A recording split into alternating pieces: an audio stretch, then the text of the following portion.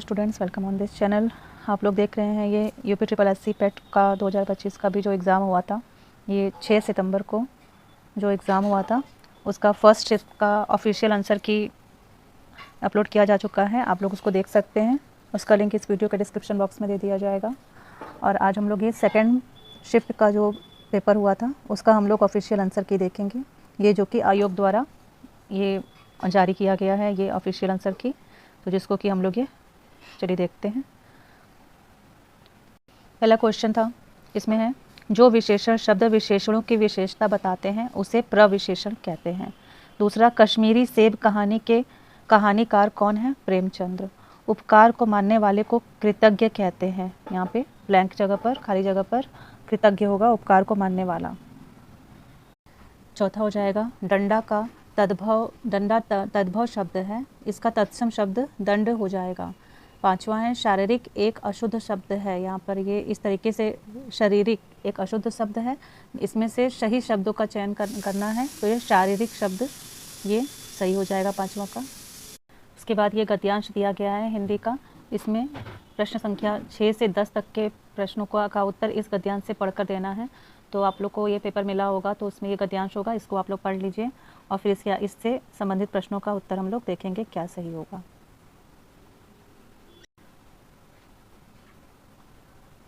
देखिए, इससे संबंधित ये प्रश्न पूछे गए हैं, 6वां नंबर से स्टार्ट है। इसमें आप लोग प्रश्न मिला लीजिएगा। आप लोग के क्वेश्चन बुकलेट में ये अलग अलग सीरीज से क्वेश्चन प्रिंट होगा, तो इसको हम लोग देखते हैं। देखिए, 6वां क्वेश्चन है, सैन्य संचालक और महारावत बाघ सिंह क्या पहनकर युद्ध रंग में जाने की बात करने लगते हैं? केसरिया बाना। नेक्स्ट, एक कुंवारी कन्या जौहर से पहले अपनी माँ से क्या पूछती है? हम जीते जी अग्निकुंड में क्यों प्रवेश करती हैं? नेक्स्ट, 8वां क्वेश्चन है, महारावत और अन्य सरदारों को क्यों संतोष हुआ? तो इसका होगा जब हाड़ी रानी गर्भ से जौहर के लिए तैयार हो जाती हैं। कुंवारी कन्या, नेक्स्ट अगला क्वेश्चन है कि कुंवारी कन्या मर्यादा से मृत्यु को ही क्यों भली मानती हैं? तो इसका उत्तर होगा अगर युद्ध करते समय जीवित पकड़े जाने पर जो हालात होगी उससे बचने के लिए। फिर 10वां क्वेश्चन है, इस युद्ध को बंद करा दीजिए, यह युद्ध कितना भयंकर होता है? इस वाक्य को किसने किससे कहा? एक युवती ने रानी से कहा।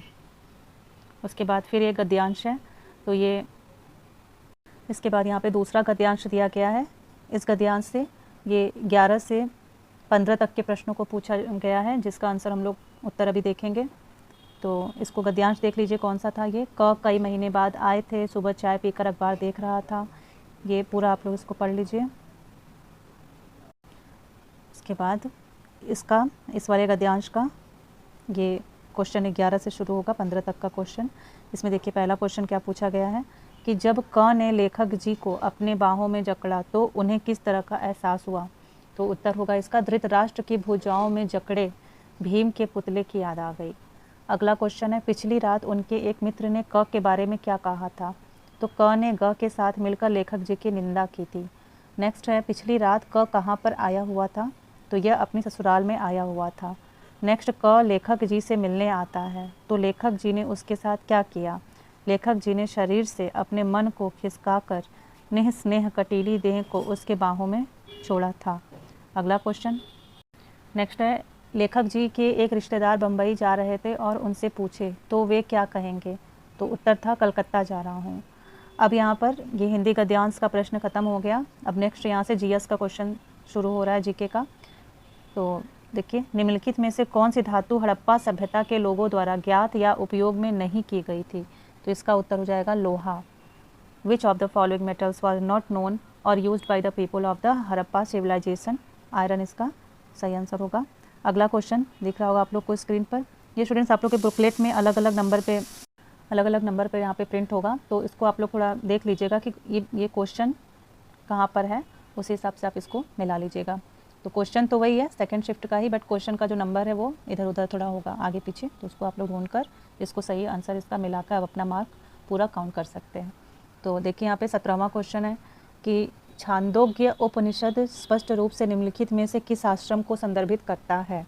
The Chandogya Upanishad clearly refers to which of the following ashramas? तो ब्रह्मचर्य, गृहस्थ और वानप्रस्थ, ये तीनों आश्रम को छांदोग्य उपनिषद स्पष्ट रूप से संदर्भित करता है। 18वां है, त्रिपिटक के किस भाग में बुद्ध की पारंपरिक शिक्षाएं हैं? सुक्त पिटक में बुद्ध की पारंपरिक शिक्षाएं हैं। इसके बाद अगला है, 23वें तीर्थकर पार्श्वनाथ से जुड़ा प्रतीक क्या है? तो इनका प्रतीक सांप है। ओके, नेक्स्ट, रुद्रदामन के गिरनार शिलालेख में सुदर्शन झील का उल्लेख है, जिसका निर्माण किस मौर्य शासक के शासनकाल में हुआ था? तो उत्तर होगा इसका चंद्रगुप्त मौर्य। नेक्स्ट है, इकोनॉमिक हिस्ट्री ऑफ इंडिया पुस्तक किसके द्वारा प्रकाशित की गई थी? इसका आंसर हो जाएगा आर.सी. दत्त ने के द्वारा प्रकाशित की गई थी। अगला है, भारत के ग्रैंड ओल्ड मैन के रूप में किसे जाना जाता है? तो दादा भाई नौरोजी को जाना जाता है भारत के ग्रैंड ओल्ड मैन के बारे में। अगला है, भारत छोड़ो प्रस्ताव कब पारित किया गया था? तो ये 1942 में भारत छोड़ो प्रस्ताव पारित किया गया था। नेक्स्ट क्वेश्चन, सुभाष चंद्र बोस को भारतीय स्वतंत्रता लीग की अध्यक्षता किसने सौंपी? तो रास बिहारी बोस ने सुभाष चंद्र बोस को भारतीय स्वतंत्रता लीग की अध्यक्षता सौंपी है। अगला है, फॉरवर्ड ब्लॉक की स्थापना किसने की? सुभाष चंद्र बोस ने। तिब्बत में ब्रह्मपुत्र नदी को क्या कहा जाता है? सांगपो नदी कहा जाता है तिब्बत में ब्रह्मपुत्र नदी को। अगला है, निम्नलिखित में से कौन सा राज्य भूजल के अतिदोहन की सबसे गंभीर समस्या का सामना कर रहा है? तो पंजाब। उसके बाद, रेगिस्तानी पौधों में निम्नलिखित में से कौन सा अनुकूलन सामान्य है? जल भंडारण के लिए इनके तने मोटे होते हैं, तो मोटे तने ये इसका सही उत्तर हो जाएगा। अगला है, निम्नलिखित में से कौन से वन खारे पानी के लिए अनुकूल है? तो मैंग्रोव फॉरेस्ट जो होते हैं, मैंग्रोव वन होते हैं जो वो खारे पानी के लिए अनुकूल होते हैं, सुटेबल होते हैं। फिर है तीसरा, देखिए, किसी देश के छोटे अक्सर शत्रुतापूर्ण इकाइयों में विभाजन को कौन सा शब्द दर्शाता है? तो बाल्कनीकरण। What term describe the splitting of a country into smaller often hostile units?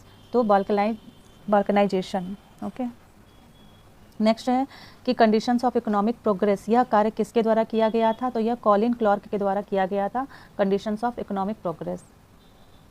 अगला क्वेश्चन है, भारत में विकास का एलपीजी मॉडल किस सन में प्रस्तुत किया गया था? तो यह 1991 में 1991 में भारत में विकास का एलपीजी मॉडल प्रस्तुत किया गया था। Next, development planning the Indian experience पुस्तक किसके द्वारा लिखी गई थी? तो उत्तर हो जाएगा सुखमय चक्रवर्ती के द्वारा लिखी गई थी।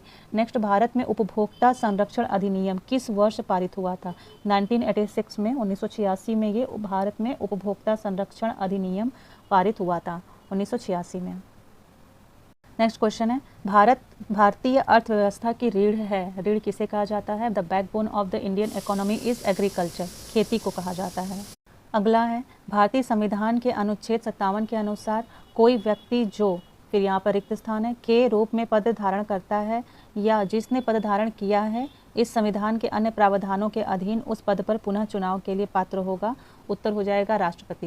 भारतीय संविधान के अनुच्छेद 57 के अनुसार कोई भी व्यक्ति जो राष्ट्रपति के रूप में पद धारण करता है या जिसने पद धारण किया है, इस संविधान के अन्य प्रावधानों के अधीन उस पद पर पुनः चुनाव के लिए वो पात्र होगा। अगला है, रिक्त स्थान है, इसमें भरना है। इसमें किसका अर्थ भारतीय अनुसंधान के अनुच्छेद 243 क्यू के अंतर्गत गठित स्वशासन की संस्था है? तो नगर पालिका यहाँ पर होगा। अगला है, रिक्त स्थान है कि इनमें से किसमें देश में एक से अधिक स्तर की सरकार के अस्तित्व को दर्शाता है? तो संघवाद देश में एक से अधिक स्तर की सरकार के अस्तित्व को दर्शाता है। अगला है, प्रश्नकाल और दिन के एजेंडे के बीच के समय अंतराल को क्या कहा जाता है? तो इसको शून्यकाल कहा जाता है। प्रश्नकाल और दिन के एजेंडे के बीच को शून्यकाल कहा जाता है। नेक्स्ट क्वेश्चन है, भारतीय संविधान के अनुच्छेद 129 के तहत इनमें किसका अभिलेख न्यायालय द्वारा घोषित किया गया है? तो ये सर्वोच्च न्यायालय को, भारतीय संविधान के अनुच्छेद 129 के तहत रिक्त स्थान में हो जाएगा सर्वोच्च न्यायालय को अभिलेख का न्यायालय घोषित किया गया है। अगला, यहाँ से साइंस का क्वेश्चन शुरू हो रहा है। विभवांतर मापने के लिए किस उपकरण का उपयोग किया जाता है? तो वोल्ट मीटर का उपयोग किया जाता है विभवांतर मापने के लिए। अगला है, फिजिक्स का क्वेश्चन है कि 2 एम्पीयर विद्युत धारा प्रवाहित करने वाले तार के 2 बिंदुओं के बीच विभवांतर 0.1 वोल्ट है। इन बिंदुओं के बीच प्रतिरोध क्या है? तो प्रतिरोध होगा 0.05 ओम। नेक्स्ट है, जब रासायनिक अभिक्रिया उष्मा ऊर्जा को अवशोषित करती है तो अभिक्रिया मिश्रण के तापमान पर क्या प्रभाव पड़ता है? तो तापमान गिरता है। अगला है, प्राकृतिक गैस के जलने को उष्माक्षेपी अभिक्रिया के रूप में क्यों वर्गीकृत किया जाता है? इसका उत्तर हो जाएगा क्योंकि इस अभिक्रिया में उष्मा उत्पन्न होती है।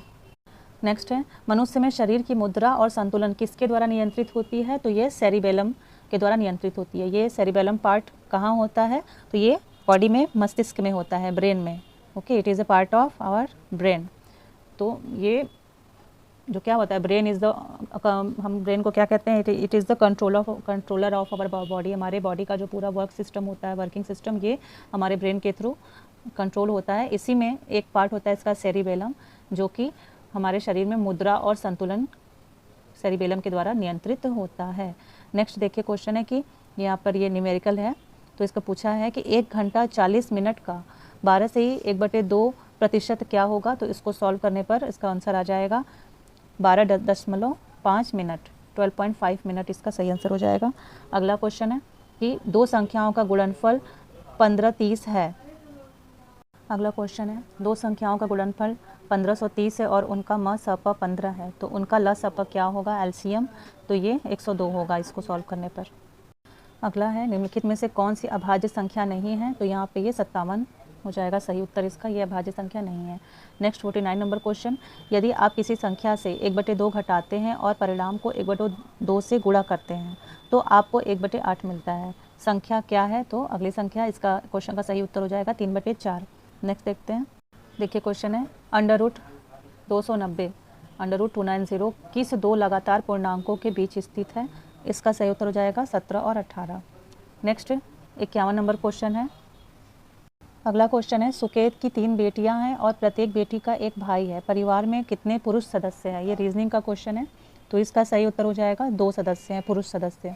फिर अगला है, एक सही घड़ी की मिनट की सुई 2 घंटे 20 मिनट में कितनी कोणीय दूरी तय करेगी, तो ये 840 डिग्री कोणीय दूरी तय करेगी। अगला है, अमित की आयु सुमित के समान है क्योंकि वे जुड़वा हैं। और फिर उसके बाद है, ऋचा सुमित से छोटी है, ऋचा ज्योत्सना से भी छोटी है लेकिन सौरभ से बड़ी है, सुमित ज्योत्सना से छोटा है और उनमें सबसे बड़ा कौन है, ये पूछा है, तो सबसे बड़ी यहाँ पे ज्योत्सना होगी। अगला है, निम्नलिखित में से भिन्न शब्द चुनिए, तो भिन्न यहाँ पे चमगादड़ होगा। नेक्स्ट है, देखिए ये 55वां नंबर क्वेश्चन है, इसमें निम्नलिखित संख्या श्रृंखला में क्वेश्चन मार्क के स्थान पर क्या आएगा, तो ये भी देखिए स्टूडेंट्स, ये रीजनिंग का है, तो ये तो बस देख के ही पता चल रहा है कि इसमें ये एक दूसरे में ये 3 का गुणा किया गया है, तो ये जैसे 4 में 4 तियाँ 12 हो जाएगा, फिर 12 तियाँ 36, 36 में 3 का गुणा करेंगे 108, 108 में 3 का गुणा करेंगे 324 और फिर 324 में 3 का गुणा करेंगे, तो ये यहाँ पे आ जाएगा ये 972। ओके, तो ये हो जाएगा सही आंसर इसका 972। बहुत इजी था क्वेश्चन ये वाला। नेक्स्ट देखिए, निम्नलिखित में से किसे 2024 में पैरा तैराकी के लिए अर्जुन पुरस्कार लाइफ टाइम अवार्ड मिला, मुरलीकांत राजाराम पेटकर को 2024 में पैरा तैराकी के लिए अर्जुन पुरस्कार मिला। नेक्स्ट 57वां देखिए, 18वां प्रवासी दिवस भारतीय दिवस PBD सम्मेलन 2025 कहाँ आयोजित किया गया था, तो ये भुवनेश्वर में आयोजित किया गया था। नेक्स्ट, भारत द्वारा अंतर्राष्ट्रीय बिग कैट अलायंस IBCA कब शुरू किया गया था, भारत द्वारा अंतर्राष्ट्रीय IBCA कब शुरू किया गया था, तो ये 9 अप्रैल 2023 को भारत द्वारा अंतर्राष्ट्रीय बिग कैट अलायंस शुरू किया गया था। अगला क्वेश्चन है कि 26 दिसंबर 2024 को किस देश ने बायरक्टर ऑकिंसी ड्रोन से सुपर सोनिक मिसाइल UAV 122 का सफल परीक्षण किया, ये तुर्की देश ने 26 दिसंबर 2024 को बायरक्टर ऑकिंसी ड्रोन से सुपरसोनिक मिसाइल UAV 122 का सफल परीक्षण किया। फिर नेक्स्ट है क्वेश्चन, 2025 में कुल कितने पद्म पुरस्कारों की घोषणा की गई जिसमें एक युगल मामला एक के रूप में गिना गया भी शामिल है, तो 139 पद्म पुरस्कारों की घोषणा की गई है 2025 में, जिसमें एक युगल मामला भी शामिल है। अगला है, जस्टिन ट्रूडो जिन्होंने 6 जनवरी 2025 को अपने इस्तीफे की घोषणा की, किस देश के प्रधानमंत्री थे, तो ये कनाडा के प्रधानमंत्री थे जस्टिन ट्रूडो, जिन्होंने 6 जनवरी 2025 को अपने इस्तीफे की घोषणा की। अगला है, मनीष सिंघल को 1 जनवरी 2025 को किसका महासचिव नियुक्त किया गया था, तो ये ASSOCHAM associated chambers of commerce and industry of India, इसका महासचिव नियुक्त किया गया मनीष सिंघल को, कब, 1 जनवरी 2025 को। अगला क्वेश्चन है, RBI तत्काल सीमा पार खुदरा भुगतान सक्षम करने के लिए किस अंतर्राष्ट्रीय पहल में शामिल हुआ है, तो प्रोजेक्ट नेक्सस।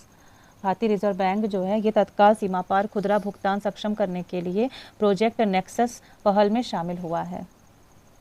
अगला है, अभ्यास साइक्लोन 2025 भारत और किस देश के बीच आयोजित किया जा रहा है? तो ये मिस्र के बीच अभ्यास साइक्लोन 2025 भारत और मिस्र देश के बीच आयोजित किया जा रहा है। मिस्र इसका सही आंसर हो जाएगा।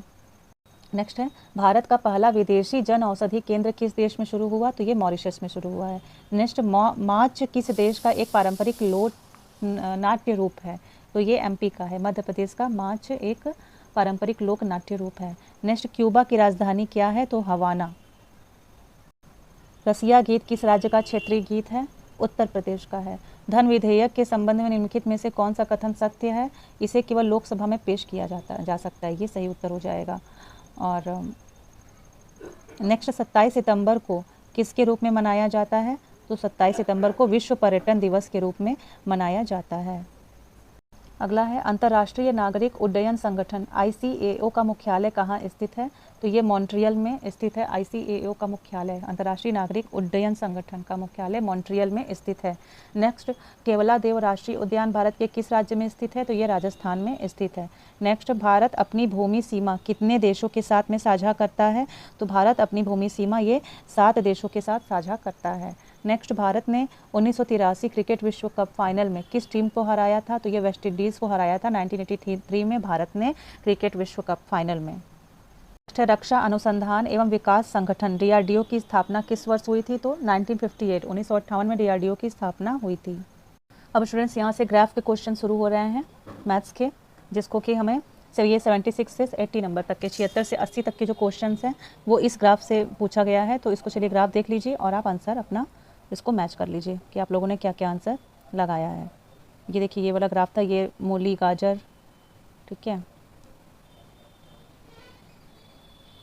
कि अलग अलग दुकानों में बेची गई सब्जियों, ये केजी में इनकी मात्रा दर्शाता है। ये वाला क्वेश्चन है, इसका आंसर आप देखते हैं।